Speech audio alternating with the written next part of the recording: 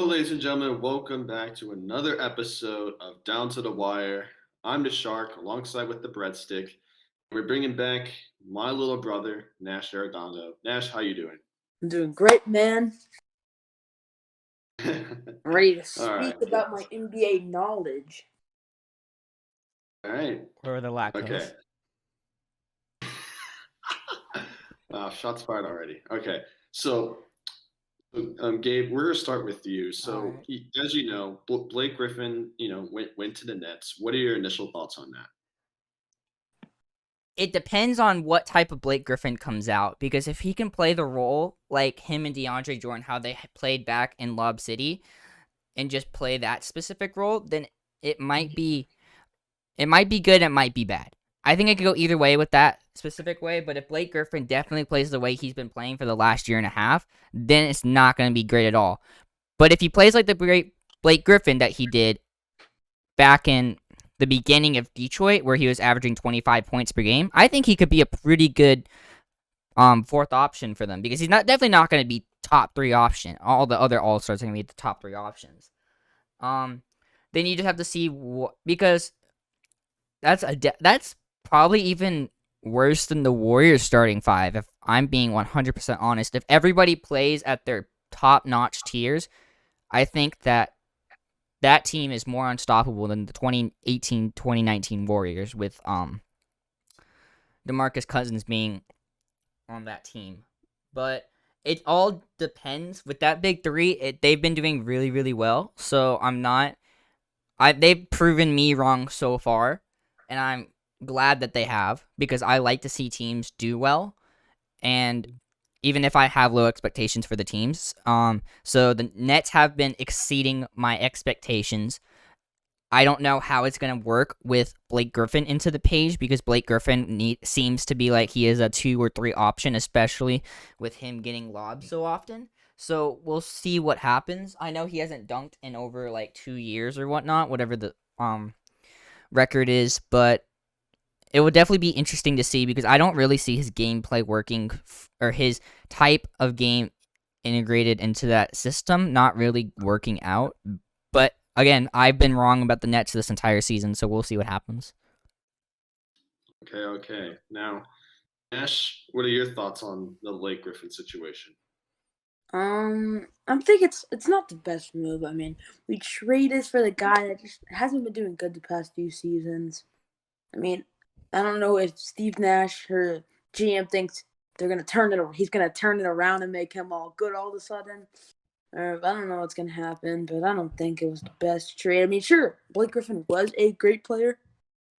He was on top one of the top all stars of the league at one point, but now he's just not that same guy. So I am clueless of what he's going to bring to the table, but I hope it's something good.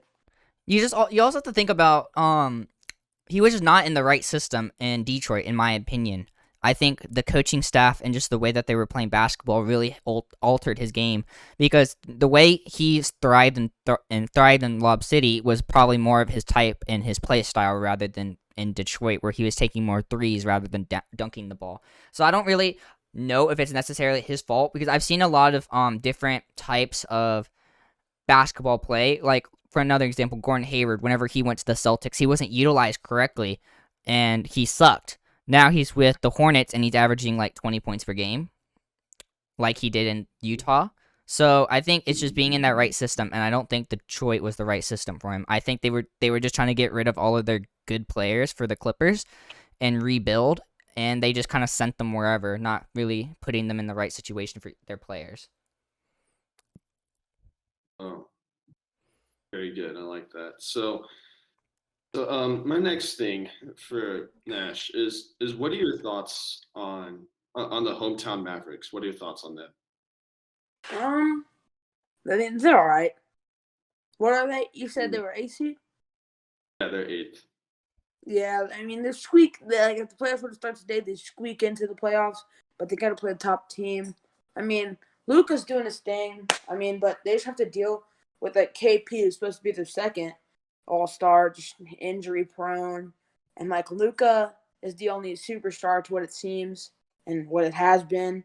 But they're not bad. I mean, I got to give it to them. They're sticking up with one superstar. And I mean, Luka's just crazy good. So he's a good leader, but everyone else is kind of, I don't want to say casual. Like Jalen Brunson's doing good, but like everyone else, I just it's just not. It's not the best, but they're okay. They're okay. They're good. They're good. They're a good team. They make playoffs. They make playoffs. And if you make playoffs, you're not bad. Really? Okay. So, Gabe, I'm going to ask you the same question. So, what are your thoughts on the Mavs halfway through the season? This is why Nash is wrong. This is why Nash is wrong about the Mavs. The Mavs have no depth to their bench. If you look at their depth chart, literally their second and third line, there is nothing there. They traded it all away last season, especially with getting rid of Seth Curry, who has been a great asset for the 76ers this year. That's why they are doing number one, because the 76ers have A, been playing with the chip on their shoulder, and B, have updated their depth chart, so it works a lot better for them. And B, just with the Mavericks, just that system is not working, and I feel like that they need to make an alter in order to make it into the top 6, because they were 7th last year, and their roster was better. Now this year, they're 8th, and their roster is completely different. Like, and their roster is technically worse, but I think what's been giving them the upper edge is that in their division where they play most of their games, you have the Spurs, who are a top 6 seed team, Rockets, who are at the bottom of the league, the Grizzlies, who are not even in playoff contention right now, and the Pelicans, who are not even in playoff contention right now. You have all of those teams that literally they can pick off free wins by, and it's not going to help them late in like postseason whenever they have to play the Suns or the Jazz or the Lakers. Like, that's not going to work for them. They need a good third option player, and they need KP to step up. Whenever I'm looking at a team, it's what can they do if they make the playoffs? If they make the playoffs, will they be able to take it far? Because I remember listening to a podcast where Max Kellerman was saying the Mavericks were the dark horse of the league last year, being the team that you don't want to face first in the playoffs, which is exactly true because they almost did beat the Clippers in the playoffs. But KP went out, so that did have a little bit of injury change, and KP hasn't been the same since that injury, it seems like. So if KP doesn't play the same, then they're going to need a completely new second star, because Jalen Brunson's not going to be that second star for them, or Josh Richardson won't be that second star for them. They won't be able to go far. You need to have a good second star, and it seems like in order for you to win the league this year, you need to have 2 to 3 minimum stars on your team in order to win a championship, and the Mavericks just don't have that. So they need to figure out their GM skills or figure out a coaching plan that will help people thrive better in certain situations where they can maybe make a top 4 seed, so then they can make the playoffs with a safe spot instead of making it 8 with a play-in spot, and they can maybe win a championship in the next few years.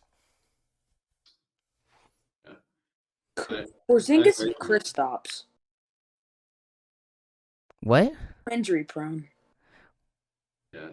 Well, that's the thing with the Mavericks, though. The Mavericks, they choose players that are good at their time, but they take a little bit of risk on them. Like Doncic, yes, he was great in Europe, but there's a little bit risk on him because he is super young. He doesn't know how to play the game yet. Yes, he has been phenomenal these last 3 years, but even himself said that his team, that he is playing horrible. Even though he's almost averaging a triple-double, he is playing horrible just because his team is not doing well. That is exactly what I'm saying right now. Yes, he might be averaging a triple-double, and they might be on the 8th seed where they're barely making the playoffs if we're playing in the old style. But now we're playing with a play-in spot, so now they have a chance to lose that spot to the Warriors, who have a lot of veteran leadership and a lot of other talent.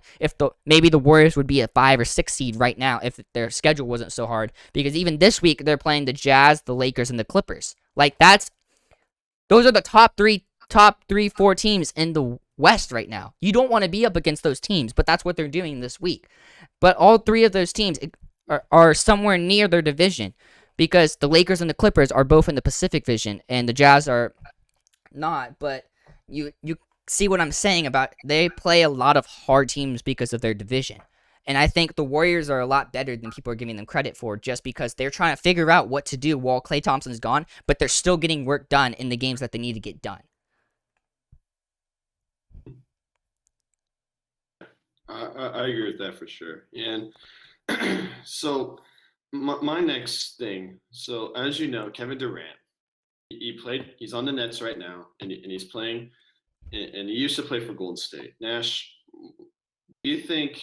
Do you think Durant is right now doing better than he did in Golden State? Right now, I would probably say, okay, I have a little bit of sides to this. Kevin Durant, I think, has better statistics in Golden State, but I think he's more of a leader on this team. Like he's leading the squad locker room wise on the court. But like in Golden State, you know, it was Curry just leading the team, making all these things. But KD, I statistic wise, better, just playing better in Golden State. I mean, he's winning championships, all that good stuff. But in Brooklyn, he's a better leader. And I think it could end up well for Brooklyn, but you know, my word has been said. And flash to Gabe. I think I definitely agree with that. I think that he has more of a leadership. No controversy. Yes. I think there is a little bit more of a leadership role in Kevin Durant in the Nets, and that's exactly why he left. He felt like that Steph Curry was getting all the shine, but he needed to realize that if he was coming to the Warriors, he was not going to be the number one option because Steph Curry is always that number one option. He is the leader in the pack of that team. Yes, maybe he did statistic wise, maybe he did become more of an offensive or a better offensive non-streaky player more consistently on the Warriors. But having to share the ball with three all-stars that are very selfish. Yet, don't get me wrong, James Harden has not been playing selfishly, but Kyrie Irving, you see he needs to have the ball in his hands a lot. Kevin Durant needs to bring up the ball on the court a lot. Now, when you're adding people like Blake Griffin, who's used to being a 1 or 2 option, it's going to be a little bit harder for them unless they all make the sacrifices they need to in order to make it a deep playoff run. But yeah, that's basically my take on that because I think that Kevin Durant has figured out the leadership role that he needed to play in Brooklyn, but it did make him hold back a little bit more because he can't have the ball in his hands 24/7 on that team. Yeah, for sure, for sure. I definitely agree with Gabe on that one. I said it first. Now my other Yes, but I said it correctly and more in depth. Wait. Well, do that. all right, Nash. Okay, so the next question is for Nash. So you know with the Nets, within Kyrie, Harden, Durant, Blake Griffin, you're down 1. Who do you have taking the final shot? And why? Who? Probably Durant. Okay. And only because, first of all, he is the face of the team. Like, no one's letting Kyle Kuzma shoot the Lakers shot. Or, like, letting Dorian Finney-Smith shoot the Mavs shot. You want the face of the franchise shooting the shot.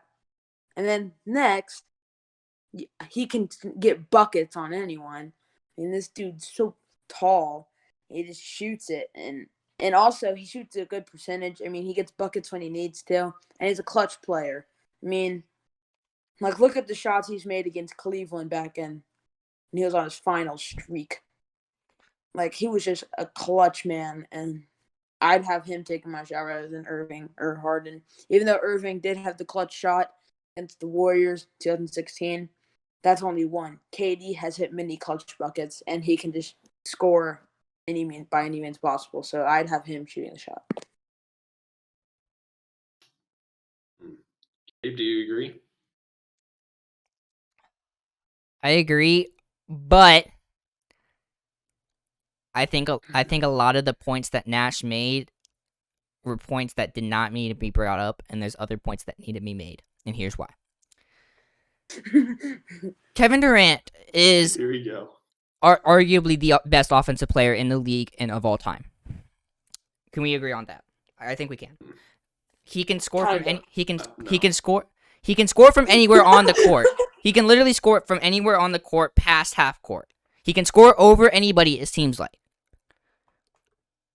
Kyrie Irving really can't score from anywhere on the court unless the ball is in his hands. And with that team, you need to put the ball in his hands, right?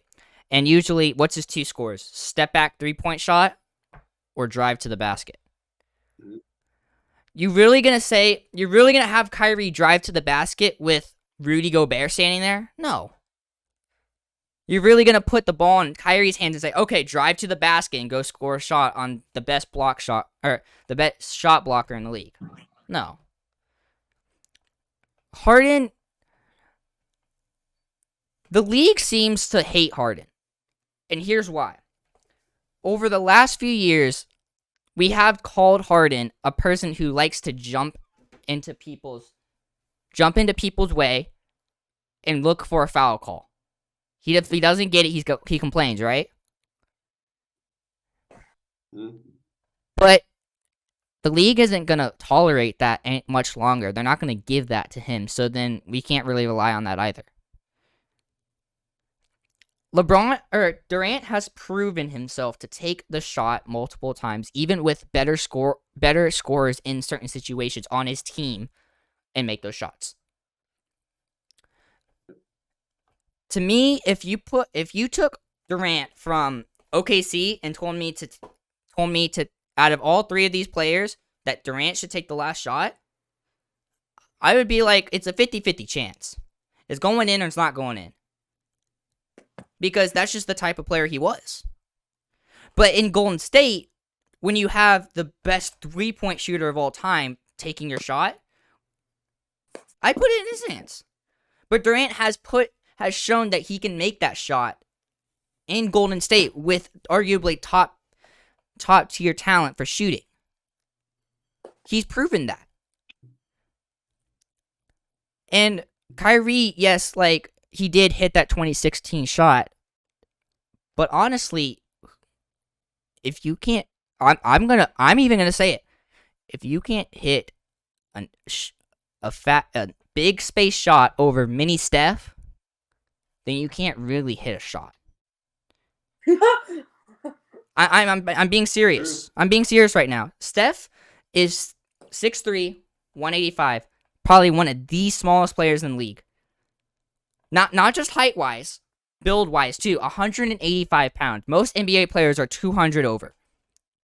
If you can't hit a shot over mini Steph, then who can you hit a shot over? Muggsy. If you can't hit a shot over Muggsy, then don't even be in the league. You can't even be in the league. If you can't even get a shot up over Muggsy, then you can't even be in the league. But that is why I choose Kevin Durant. Over 5. And Nash, you got to get better at explaining the right things and the wrong things about your takes. And you also have to make sure that you explain them with facts and with knowledge. Because you're just saying best player in the league does this, does that. Okay?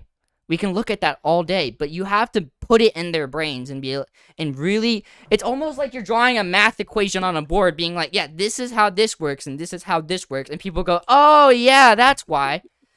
Go back and look at all of our videos. I've done that multiple times where I'd sit on a board and I basically write out an equation for Dalton's question, and he'd go, yeah, I agree with you. Unless if he's trying to be bold and take a different approach. But even if he's doing that, he's going to be like, yeah, I agree with you with some extent. So most of the time when you make takes, I'm like, what the frick? What is going on here?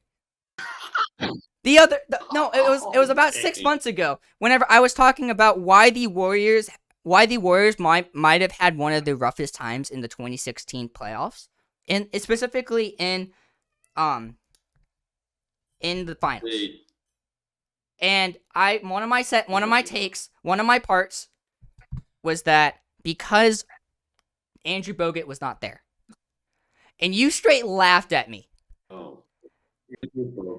And no, this is not Andrew Bogut. But you got to realize, go back and look at that 2016 team. Besides Draymond, when you came over? Yes.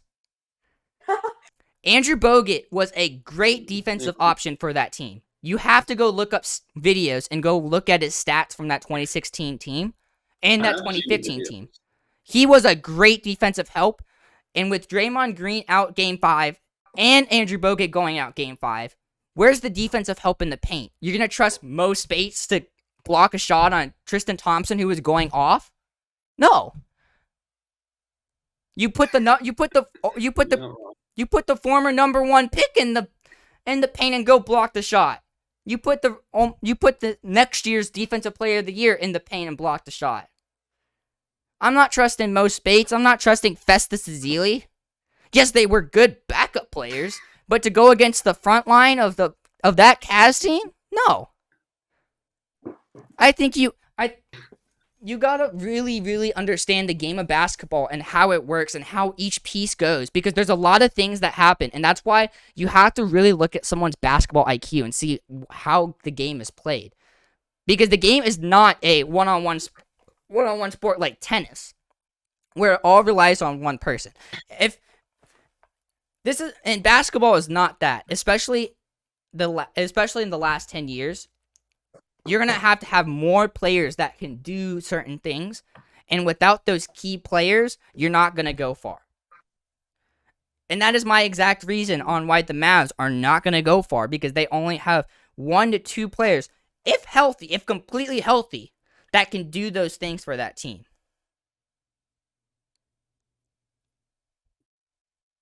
Yeah. But you have to realize that the Mavericks, they're doing the best of what they can, and they're making it work. Right. While yes, they are on the 8th seed. They're only halfway through the season, and you never know. Like, no, I'm not. The Mavericks. It's already passed. No, yeah, I'm not saying that at all. This turned in the first take. That was kind of Dalton's goal, to be honest. I wouldn't say that. But I'm not saying that I'm not giving the Mavericks credit for what they're doing right now. But I'm saying when it gets down to the end, do you have the Mavericks winning it all? No. If you look at the Mavericks lineup to the Lakers lineup, or to the Nets lineup, or to the Clippers lineup, it's nowhere near the same. Unless if Luka has that and I took it personally moment in his brain, and for the entire playoffs, I don't see the Mavericks coming out on top this year. I think you have to wait for the rest of the league talent to get pushed out. You have to get some more talent on your team, and then it's go time. So give it 3 to 4 years minimum, to me specifically, before I see that team really being a deep, deep playoff threat. Not this year, though. I think they have to wait a couple years before they are that deep, deep playoff threat. Yeah. Also, it comes down to their front office, because over the last 10 years, the Mavericks in the draft have been so bad, and then they've only picked like 2 good players, which is Dirk and Luka. They picked Trae Young. They picked Trae Young. Okay. I think we're forgetting how good DSJ was for the Mavericks. For the Mavericks, not for the Knicks, not for the Pistons. But Dennis Smith Jr. was a pretty good pick for the Mavericks. For what they were going for at the time. Yeah, it was. We traded him for Porzingis. Well, yeah, because if you get... Who honestly is doing worse than DSJ. Porzingis is doing worse. I wouldn't say worse. I really wouldn't. I think DSJ was just put in the box score. Okay, if we're going off the box score, then Bradley Beal is the best player in the NBA right now. If we're going off the box score, let's be honest. If we're going off the box score, Bradley Beal is the best player in the NBA right now. Has the most points in the entire season, averages the most points. But where is his team standing? The 12th seed in the Eastern Conference. The worst conference. So we're not going off a box score. I don't think it's Westbrook's fault. I really don't. I just don't think that team is well put together. I think if you gave Westbrook the ability to do what he needs to do, I think if you utilize Bradley Beal the way he's supposed to be utilized, and make sure that you put some depth on your bench and you put some stuff in your front court, because they have no front court. They have a great back court. I think if Russell Westbrook was given the chance to really take a team, he could do that. I don't think he's washed. I think he's just in the wrong system. He is still averaging great assist numbers. Go look. He is averaging great assist numbers. But that's not the player he is. He needs to have the ball in his hands. That's why I think him leaving OKC was the worst decision that he's made in his career. Because he went to the Rockets and no one talked about him afterwards.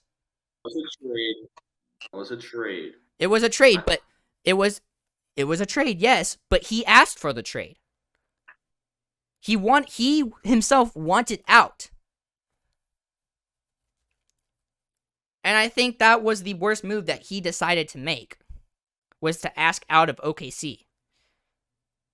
I think he'd still be a top 5 point guard in the NBA right now if he was still on the OKC Thunder. I think the Rockets ruined his career. Then he wanted out of the Rockets because James Harden was going to want out too. He went to the Washington Wizards, and that team was styled for John Wall's play, not Russell Westbrook's play. And their play is pretty different. I think if you took... I'm going to say it. I think if you took Westbrook, put him on the Jazz, that'd make the team unstoppable. Because look at the way that Donovan Mitchell... Point guards. Okay, you can move Mike Westbrook. Conley to the bench. But look at Westbrook and look at Donovan Mitchell. Both of those players are very, very similar. We've always compared... I've seen a lot of people compare Donovan Mitchell to Dwayne Wade, and you know who else got compared to Dwayne Wade? Russell Westbrook. If Donovan Mitchell is thriving in that environment, I think you put Russell Westbrook in that environment too. Have Russell be the leader. And that team, I don't think you could stop that team. Especially in the West. But that's what I'm going to say on that. So, okay, let me get this straight. You're saying that, with the Jazz right now, pretty much Donovan Mitchell is their number one option. Yeah. You're saying you make Donovan Mitchell be the 2, and then you make Gobert be the 3rd option and have Westbrook be the 1. I'm hearing you say. I'm not necessarily saying Westbrook be the first option, but I'm saying Westbrook be the leader of that team. Let him run the floor. First option scoring, I'd give it to Donovan Mitchell. Second option scoring, Gobert. Third option, Westbrook. But have Westbrook lead the team. Because back in the Warriors, whenever Durant was thriving over there, would you have put the ball in Durant's hands first? Obviously, he was the best offensive player in the league. But was he the leader of that team? No. Curry was. On some of the best Heat teams that LeBron was on, would you put the ball in his hands in those moments? No, he wasn't a great three-point shooter then. He had other great Ray three-point Allen. shooters. You put the ball in Ray Allen's hands. You might put it in D Wade's hands. You wouldn't put the ball in LeBron's hands for a three-point shot back in the Heat days. But LeBron was the leader of that team. So that is what I'm saying. I'm saying that I think that Dwayne Wade has a similar style to Russell Westbrook and Donovan Mitchell, and that if you put Westbrook in that system to be a leader, because even I think that Westbrook was a leader on the Thunder. I think he was the leader on the Thunder. I think that's another reason why Durant wanted out. Yeah, even with Durant, I think Westbrook was more of the leader on that team than Durant was. And I think that's what made Durant frustrated. Was that he couldn't win and he wasn't the leader. And I think he went to the Warriors thinking that he can maybe become a leader there, but the Warriors they love Steph. If you go talk to a Warriors fan base, not just me, they have really big love for Steph. If you don't have big love for Steph Curry in this league, then you are just a flat-out hater. The things that Steph Curry can do, it's just you can't overlook. And I think even with a guy like Kevin Durant coming in, it would still be Curry's team, like it was. The only person in the entire league that can maybe come to the Warriors, which would never happen, but would come to the Warriors and would take over the team, would be LeBron.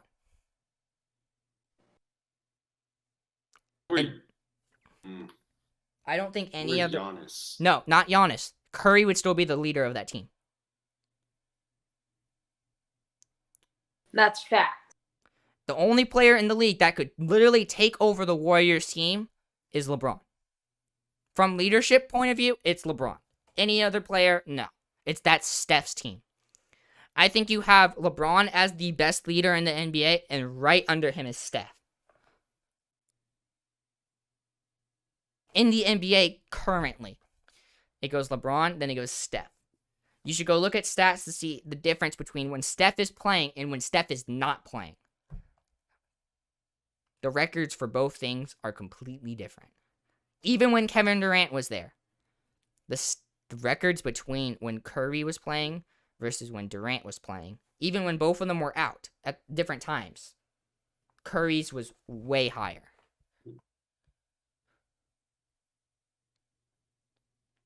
Interesting. All right, Yeah. Dalton. That's Yeah, I'm pretty sure we blew way through our time today. We just want to thank you guys for watching. Make sure you hit that subscribe button and give a shout out to Nash for coming in. Y'all gonna put my joining link. us. Y'all gonna put my link in the description. I mean, Yeah, for sure. we did last time. We'll put his. Time to bring me my money. Hey, Dalton. Last time. I'm gonna turn on my camera so everybody else can see on Discord. You don't know how much money Nash is making? Let me know when you can see my camera, like, pop up. Because it's not working on my end. Don't know. It's not working on your end? Yeah. Anyways. Then you can. Yeah. The Shark alongside the breadstick. Wait, so what? How much money do I make? You make none money. You make no money. You make no money. Okay. Let's peace.